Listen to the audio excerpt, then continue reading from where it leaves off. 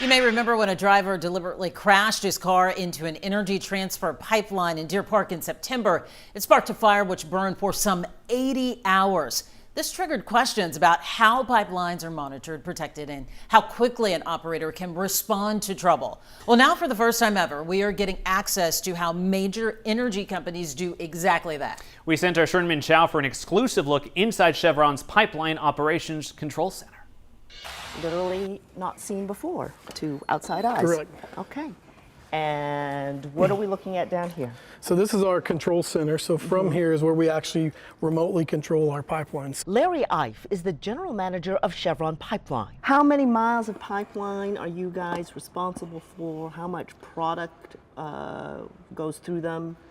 So it's 2 million, the equivalent of about 2 million barrels a day of production through there, or crude or products, and that spans over 3,500 miles of pipe in the U.S. That's our U.S. footprint. How much of that is in the Houston area? Oh, that's roughly about 1,500 miles. Oh, wow. So not quite half of the entire pipeline footprint for Chevron is in the Houston area.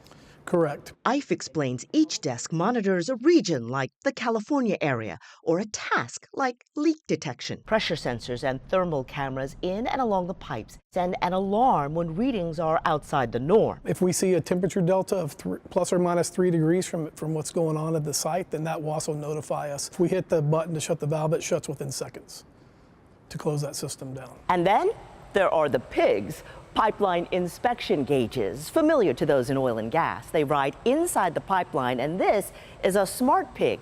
Sensors up front detect corrosion. The ones in the back map the internal geometry of the pipeline.